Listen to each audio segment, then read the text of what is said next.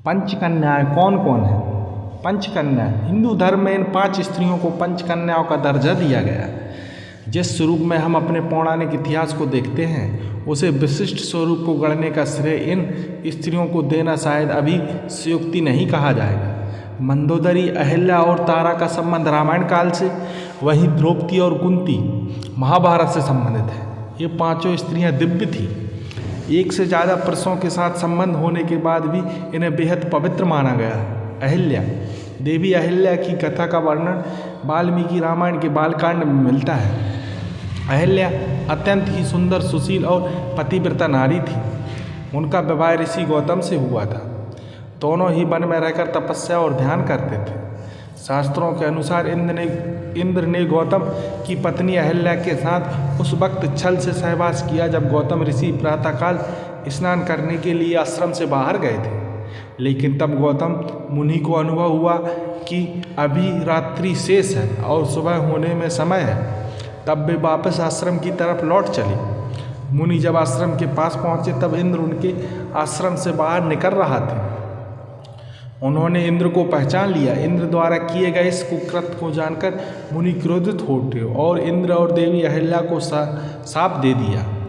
देवी अहिल्या द्वारा बार बार क्षमा याचना करने और यह कहने पर भी इसमें मेरा कोई दोष नहीं, पर गौतम ऋषि मुनि ने कहा कि तुम शिला बनकर यहाँ निवास करोगी।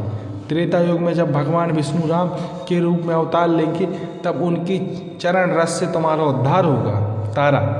तारा एक अप्सरा थी जो समुद्र मंथन के दौरान निकली थी। बाली और सुषेण दोनों ही इसे अपनी पत्नी बनाना चाहते थे। उस वक्त निर्णय हुआ कि जो तारा के वामांग में खड़ा है वह उसका पति होगा, जो दाहिने हाथ की ओर खड़ा है वही उसका पिता होगा। इसी तरह बाली का विवाह तारा से हो गया। बाली के वध के बाद उसकी पत्नी तारा को बहुत दुख हुआ।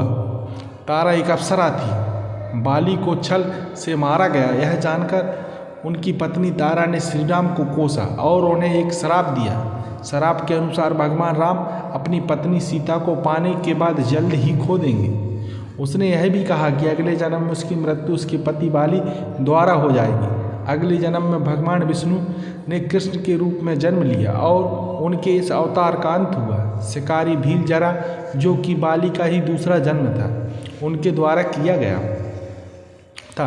द्रौपदी कहते हैं कि द्रौपदी का जन्म यज्ञ से हुआ था, इसलिए उसे यज्ञिनी कहा जाता था। द्रौपदी को पंचकन्याओं में शामिल किया गया है। द्रौपदी अत्यंत ही धीरजवान, पवित्र और महान महिला थी। महाभारत काल में यह 5 पांडवों की पत्नी थी।